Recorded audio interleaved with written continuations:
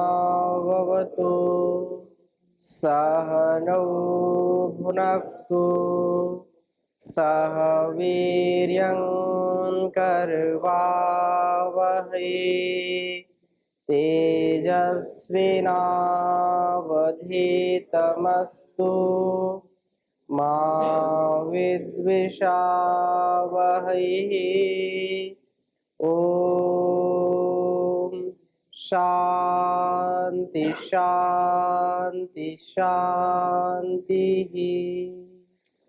वैदिक जीवन पद्धति में हम 100 वर्ष तक जीने की जो बात कही है उस पर चर्चा कर रहे थे और यह ब्रह्मचर्य जीवन ही हमको 100 वर्ष से अधिक जीने का सामर्थ्य दे सकता है। अनेक मंत्रों के द्वारा, अनेक श्लोकों के द्वारा ऋषि मुनियों ने हमको उपदेश किया है, ईश्वर ने भी हमको संकेत किया है कि हम कम से कम 100 वर्ष तक जीने का सामर्थ्य प्राप्त करें। इसके लिए जो उचित आहार विचार व्यवहार है, दिनचर्या है, उसको हम अपने जीवन में स्थान दें, उसको अप्लाई करें, तभी इस जीवन का जो 100 वर्ष तक का लोगों का या ऋषियों का उपदेश है वो सार्थक हो सकता है। आगे बढ़ने से पहले पिछली कक्षा में से किसी कोई प्रश्न पूछिए। ये जो शतायु आयु बारे में 4 वेद में है जी, तो पहले तो ऋषि मुनियों ने हम लोग सुन रहे थे जो बहुत साल तक जीते थे, 400 500 700 साल तक जी, कुछ साल पहले का एक दिव्यात्मा का देहांत हुआ, देवराहा बाबा जी का, जिन्होंने शायद बनारस में हरिद्वार में रहते थे जी, 1990-95 देहांत हुआ। वो नेहरू से लेके बहुत सारे बड़ा बड़ा आदमी उनका पास जाते थे जी, वो भी लगभग 500 साल से ज़्यादा जिए थे जी। तो ज़्यादा साल जीने के लिए आहार या अब जो हवन इत्यादि उसका महत्व ज़्यादा है ना, प्राण विद्या जो प्राणायाम इत्यादि करके व ब्रह्मचर्य करके, तो उसका महत्व ज़्यादा है। इसके बारे में थोड़ा सा वर्णन करेंगे। निश्चित रूप से संसार में ये तो वेद का जो वचन होता है या जो ईश्वरीय उपदेश है उसमें हमको कभी भी कोई शंका नहीं करनी चाहिए। हाँ, ये बात अलग है कि हम उसको किस दृष्टि से देखते हैं और उसके लिए कितना रिसर्च करते हैं, कितना उसके लिए हम त्याग भावना से, कितना समर्पण की भावना से उसको आत्मसात करते हैं।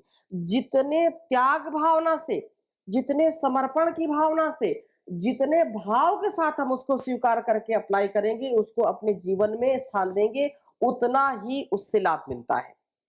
तो चाहे 300 वर्ष की बात हो, 400 वर्ष की बात हो या इससे भी अधिक जो महापुरुषों ने जीवन व्यतीत किया है, हम कभी भी ये नहीं कह सकते कि ना ये हो ही नहीं सकता। ये क्योंकि आज तक हम अपने जीवन को नहीं समझ पाए हैं, अपने अस्तित्व को नहीं समझ पाए हैं, तो उस परमात्मा की व्यवस्था को हम कैसे समझ सकते हैं? बहुत विशाल है।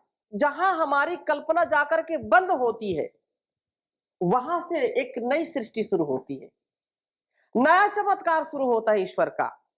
तो इदम इत्थम, ये ऐसा ही है, हम कह नहीं सकते। कुछ लोग बोले लगते, बहुत तर्क देते, ना जी ये तो सृष्टि के विरुद्ध है, ऐसा हो नहीं सकता। ये बात बिल्कुल नहीं है, क्योंकि सृष्टि की रचना अद्भुत है, अद्भुत है। नेति नेति ऋषियों ने कहा, सब कुछ उपदेश कर दिया और बाद में कह दिया नैति नैति। जितना हमने समझा जाना उतना उपदेश आपके लिए किया है, लेकिन यहीं पर मत रुक जाना, इसके आगे भी बहुत कुछ है। तो अपनी ऊहा से, अपने पुरुषार्थ से, अपने त्याग से, अपने ब्रह्मचर्य के पालन से, अपने प्राण विद्या के पालन से इसको और बढ़ाओ। तो जो बात आपने पूछी है, इसमें संतुलित सबका योगदान है। जैसे पिछली कक्षा में भी हमने संकेत किया था, जैसा ऋषियों का संदेश है कि आहार, निद्रा और ब्रह्मचर्य ये तो होना चाहिए, परंतु उसके लिए योग विद्या, प्राण विद्या बहुत महत्वपूर्ण है, यज्ञ भी महत्वपूर्ण है, संतुलित आहार विचार व्यवहार भी महत्वपूर्ण है। जो संयमित मर्यादित जीवन जीता है वही व्यक्ति दीर्घ जीवन को जी सकता है। महर्षि भी इस पर लिखते हैं कि 100 वर्ष तक जीने का जो प्रमाण वो तो दिया ही, 400 वर्ष की आयु में भी त्रायुषम एक वेद मंत्र आता है जिसमें लिखा कि इस त्रायुषम एक शब्द आता है, तो कहा कि इसकी 4 बार आवृत्ति होने से 300 वर्ष से अधिक 400 वर्ष पर्यंत भी आयु का ग्रहण किया है। इसकी प्राप्ति के लिए परमेश्वर की प्रार्थना करके और अपना पुरुषार्थ करना उचित है। विद्या विज्ञान से सहित आयु को हम लोग प्राप्त कर 300-400 वर्ष पर्यंत की आयु सुख पूर्वक भोगे, ऐसा यजुर्वेद में आता है। और सत्यार्थ प्रकाश में भी प्रमाण दिया है महर्षि ने, संतान अखंडित ब्रह्मचर्य सेवन से तीसरे उत्तम ब्रह्मचर्य का सेवन करके पूर्ण अर्थात 400 वर्ष पर्यंत आयु को बढ़ावे, वैसे तुम भी बढ़ाओ। ये महर्षि ने लिखा है सत्यार्थ प्रकाश में, और तीसरे समुल्लास में इसको देख सकते हैं। अनेक प्रमाण दिए जा सकते हैं। आयु सदाचार से बढ़ती है और दुराचार से घटती है। दुराचार से आयु घटेगी। आज का जो परिवेश है, दुराचार व्यभिचार तो बिल्कुल सामान्य सी बात हो गई है। आपको मुख मोड़ना पड़ेगा, इतना लोगों के अंदर की जो हीनता दीनता है वो प्रकट होती है। उनके संकुचित विचार, संकीर्ण जो विचारधारा है, और हमारी जो संस्कृति, हमारी जो सभ्यता थी, उसको हमने तिलांजलि दे दी। जो बाहर विदेशी लोग हैं उसको अपना रहे हैं।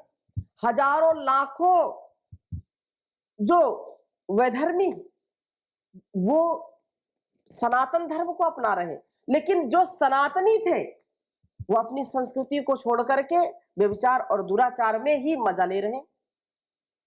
वो उसको समझते ही मजा है, अरे आज मजा ली है तो कल सजा भी मिलेगी।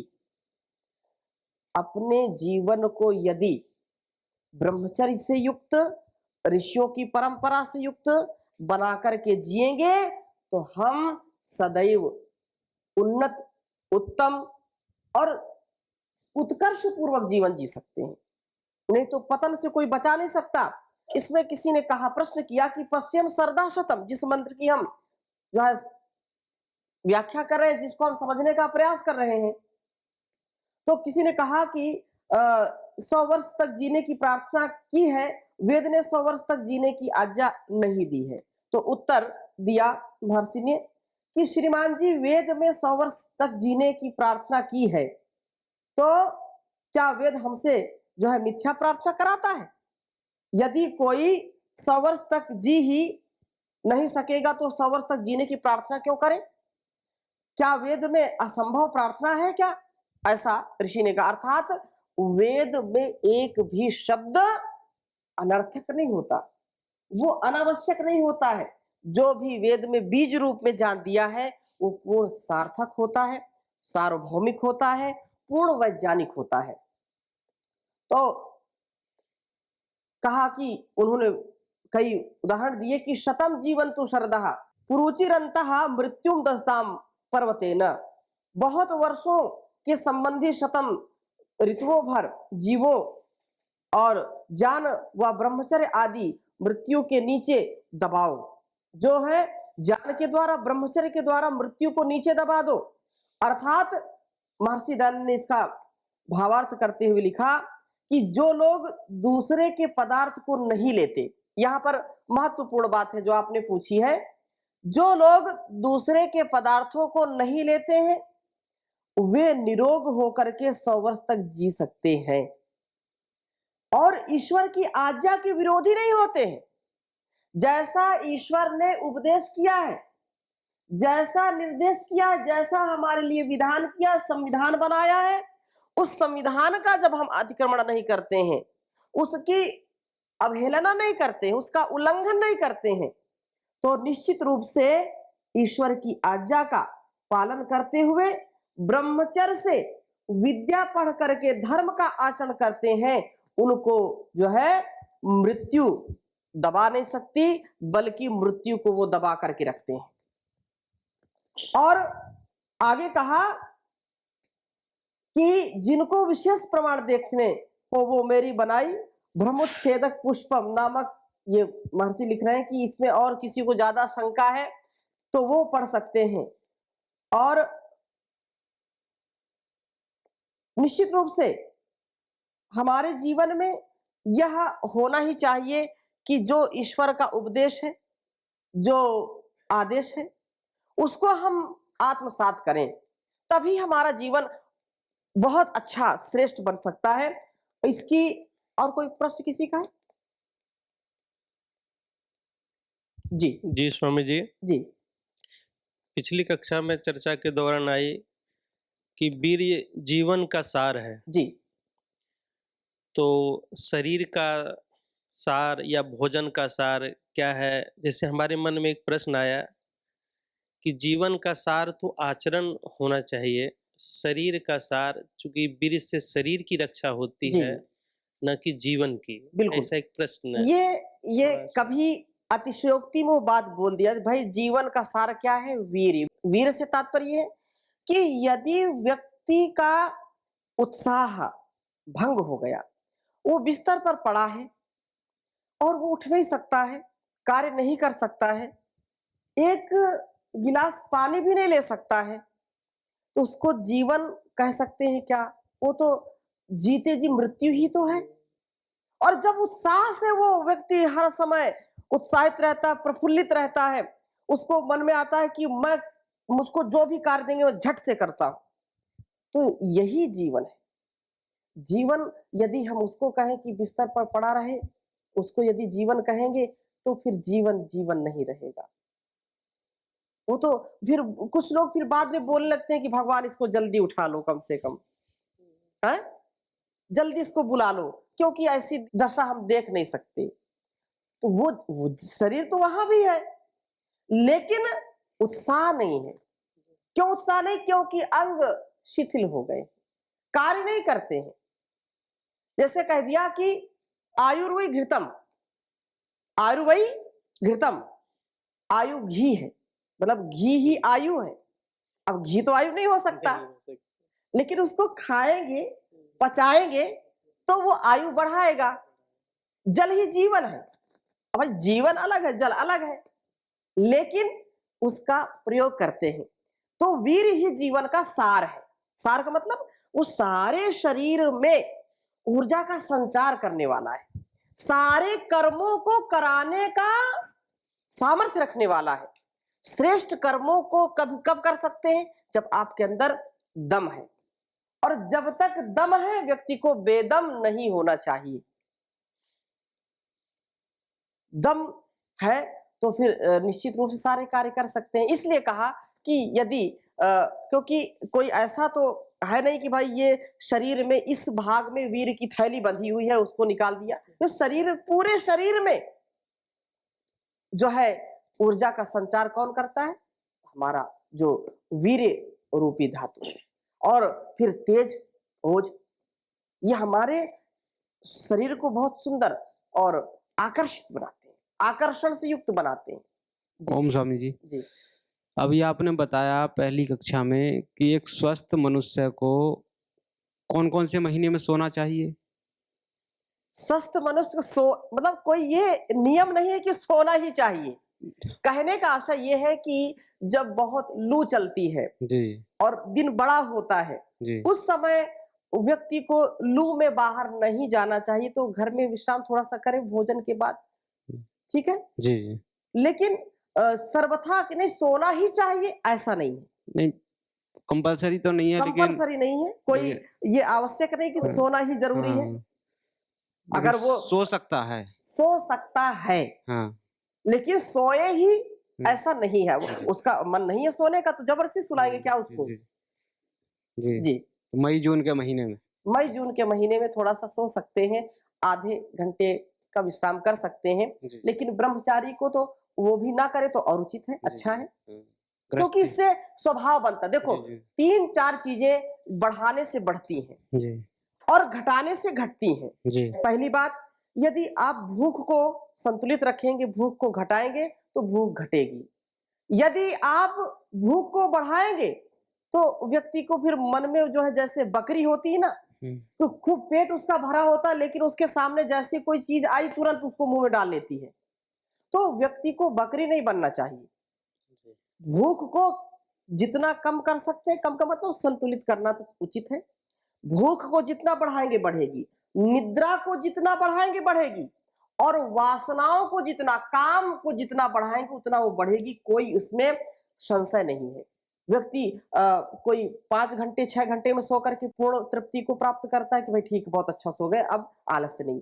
कोई 6 घंटे क्या 10 घंटे भी सोता है तो भी लगता है कि और सोए उसको। वो 12 घंटा सोता है, फिर कोई 18 घंटा सोता है। तो 3 चीजें हमेशा संतुलित रखनी चाहिए। यदि हम इनको बढ़ाएंगे तो बढ़ेंगी, घटाएंगे तो घटेंगी। संतुलित रखने की हमको हमेशा उसके लिए पुरुषार्थ करना चाहिए। ठीक है। एक मंत्र को और हम यहां पर आपके समक्ष रखते हैं। अथर्ववेद का ही मंत्र है कि व्यक्ति निश्चित रूप से दीर्घायु को कब प्राप्त होता है, जब ऐसी स्थिति होगी। अथर्ववेद का यह मंत्र है, इसको आप लिख लीजिए। नैनम रक्षांसि ना पिशाचाः।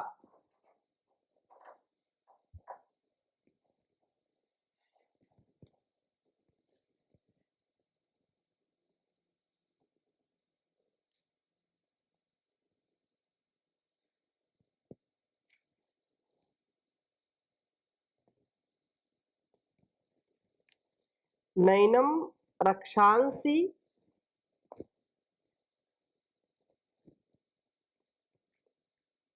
न पिशाचाः।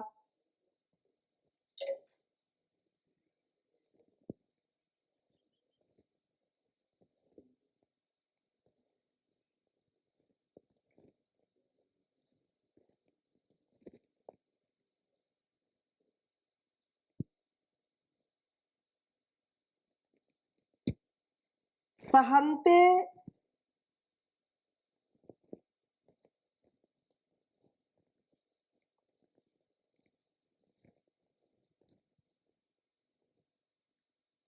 देवानाम ओजः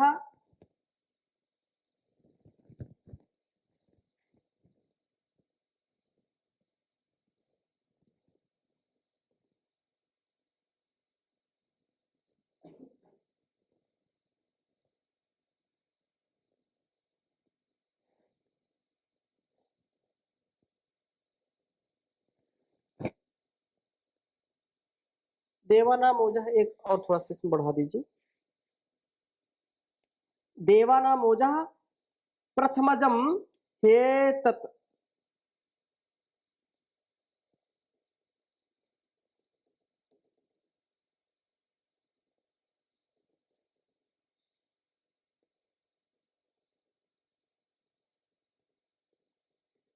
प्रथमजम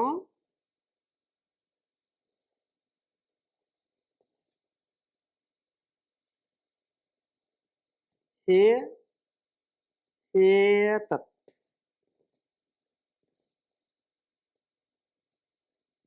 और आगे कहा यो बिभर्ति दाक्षिणायनम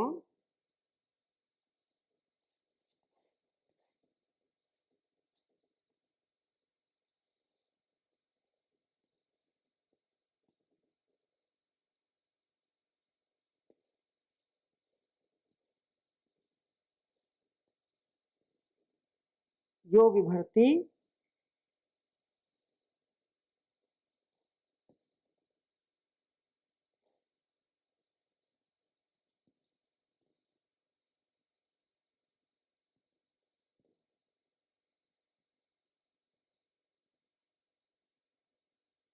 हिरण्यम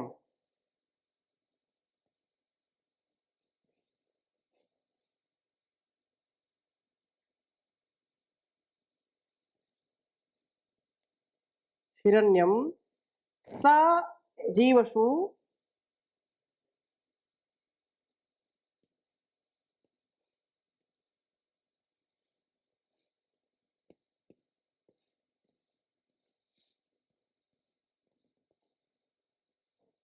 स जीवशु कृणुते दीर्घमायुः।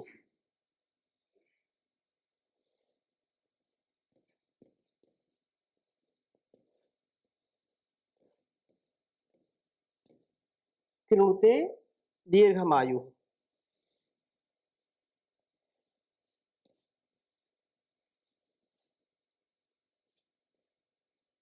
अथर्ववेद का ये है मंत्र, विशेष हमको उत्साहित कर रहा है। उच्चारण करेंगे।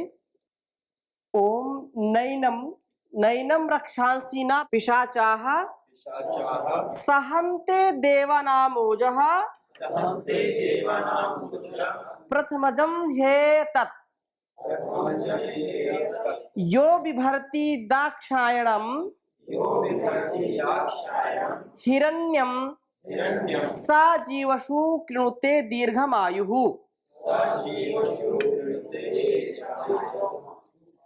विशेष बात कही कि नैनम रक्षांसि न पिशाचा सहन्ते।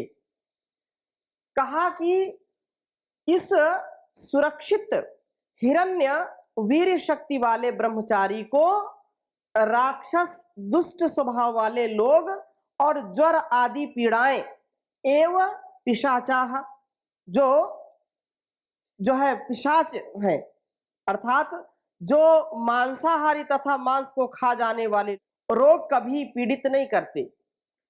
देवानामोजः प्रथमजं ह्येतत्, यह वीर्य ब्रह्मचर्य आश्रम में अर्थात आयु के प्रथम काल में उत्पन्न होता है और शरीरस्थ सब देवों का सारभूत है। शरीरस्थ सारे देवों का क्या है? सारभूत है। शरीर में जो हमारे अंदर देव काम कर रहे होते हैं, क्योंकि ये हमारी इंद्रियां क्या है? सारी देव है। क्या है? ये देव है। ये आंखें, ये कान, ये सब देव है। ये हमको जान देते हैं, हमारा जो स्वभाव है हमारे लिए वो कार्य करते हैं।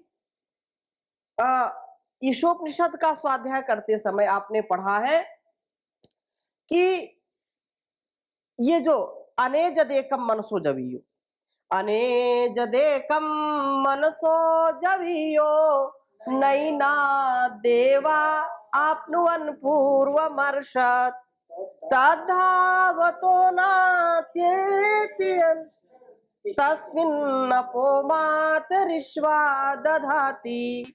ये सारे शरीर के जो देव हैं, देवा आपनुवन नापनुवन, ये देवता उसको अर्थात हमारे यहाँ पर मेरे कहने का तात्पर्य है कि हमारे अंदर के जो देव हैं, जो हमको व्यवहार करने में सहायता प्रदान करते हैं, हमारे जीवनी शक्ति को सुदृढ़ बना के रखते हैं, चाहे वो घ्राण शक्ति हो, श्रवण शक्ति हो, दर्शन शक्ति हो, रसन शक्ति हो, स्पर्श शक्ति हो, ये क्या है? ये हमको ज्ञान कराती है, देवता के समान है। और उनका सार क्या है? वीर्य है। जीवन, ये सारे देवताओं का, शरीरस्थ सारे देवताओं का सारभूत है क्या? वीर्य। यदि वीर्य हमारा स्थित है, वीर्य हमारा स्थिर है, तो ब्रह्मचर्य का यदि पालन करते हैं तो हम असमय में कभी भी बुढ़ापे को प्राप्त नहीं करेंगे। हमारी दृष्टि जब तक जिएंगे तब तक बिना जो है चश्मे के भी चल सकती है। हाँ, हो सकता है कि किसी कारणवश किसी शरीर में किसी प्रकार का तत्व कम हो गया, तो उससे दोष आ गया, तो उससे शरीर का क्षरण होता है, हानि होती है। परंतु ये विशेष बात कही, यो दाक्षायणम हिरण्यम बिभर्ति, जो व्यक्ति सब प्रकार की उन्नतियों के कारणभूत रोग क्रमी विनाशक इस वीर को धारण करता है, वह जीवेशु दीर्घम आयु कृणुते, प्राणियों में दीर्घ आयु को प्राप्त होता है। जो मंत्र में बात आई ना, हिरण्यम सा जीवशु कृणुते दीर्घम आयु, वो 100 वर्ष से भी अधिक जी सकता है यदि उसके अंदर यह सुरक्षित वीर्य शरीर की जीवन शक्ति को बढ़ा देता है, जिसके कारण रोग आदि का आक्रमण नहीं होने पाता है। दुष्ट और हिंसक व्यक्ति भी उसका कुछ भी बिगाड़ नहीं पाते हैं। कितनी महिमा इसकी गाई जाए। हमने ब्रह्मचर्य के ऊपर लगभग 72 एपिसोड किए हैं, लेकिन आज हम इसको पढ़ रहे हैं तो इसमें बड़ी रुचि लग रही है कि कितना ईश्वर ने हमको उपदेश किया है, कितना जीवन के जीने के लिए कितनी कला सिखाई है, लेकिन लोग जो है ऐसे स्वाध्याय को करते नहीं है। जहां पर व्यक्ति का मन नहीं जाना चाहिए वहां पर जाता है, तो ऐसे जीवन हमारा नष्ट हो जाता है। कितना सार दिया है इस जीवन के लिए, जीने का आधार दिया है। हम अनुभव कर सकते हैं कि जितनी शिक्षा, जितनी सुव्यवस्था भारतीय मनुष्यों ने हमको दी है, जितने महापुरुषों ने इस जीवन को जिया, ऋषि मुनियों ने जीवन को जिया है, हमारे पास सैकड़ों, हजारों, लाखों ऐसे आदर्श हैं, और दूसरे देशों में तो ये भी नहीं है। इसलिए इसको हमको समझना चाहिए। यद्यपि बच्चे के जन्म से ही रस, रक्त आदि 7 धातुओं का निर्माण प्रारंभ हो जाता है, परंतु इस सप्तम धातु की अभिव्यक्ति 14वें वर्ष से होती है। इस समय इसे सुरक्षित कर इसकी पुष्टि करनी चाहिए। सुरक्षित वीर्य सभी धातुओं को पुष्टि कर रोगों से रक्षा करता है। आयु के प्रथम भाग में ब्रह्मचर्य पालन की ओर विशेष ध्यान देना चाहिए। जो प्राणी जितना अधिक विषय वासना को संयमित रखते हैं, उनकी आयु उतनी ही लंबी होती जाती है। और आयु के प्रथम भाग में जितने वर्ष तक वीर्य को खंडित होने न दिया जाए, उससे 4 गुनी आयु की प्राप्ति होती है। ऐसा अनुभवी लोग का कहना है। मरणम बिंदुपातेन जीवनम बिंदु धारणात्। ब्रह्मचर्य की जब हमने व्याख्या की थी तो हमने इसको बहुत स्वाध्याय मिलाया था। निश्चित रूप से यदि जो पिछली कक्षाओं में भी चर्चा हुई कि प्रथम ब्रह्मचर्य तो कम से कम 25 वर्ष का होना चाहिए। 25 हमारा ये उत्तरदायित्व है, माता पिता गुरु आचार्यों का। माता पिता भी अपने बच्चों को सुशिक्षा करें कि यदि 100 वर्ष तक उनको जीना है, 100 वर्ष तक जीने की कला सीखनी है, तो उनके सामने ऐसी कोई कुचेष्टा ना करें कि जिनसे उनके अंदर अब्रह्मचर्य आए। उनको ऐसी सुशिक्षा करें कि कम से कम 25 वर्ष तक वीर स्खलन ना हो, वो ब्रह्मचर्य का पालन करें। 25 वर्ष का यदि कोई युवक अखंड ब्रह्मचर्य का पालन करता है तो 100 वर्ष तक जीने का अधिकारी हो जाता है, चाहे युवक हो चाहे युवती हो। तो बहुत अच्छा यह प्रसंग चल रहा है, आगे और हम इसकी चर्चा करेंगे। अभी यहीं पर विराम देते हैं। ओम शांति शांति शांति।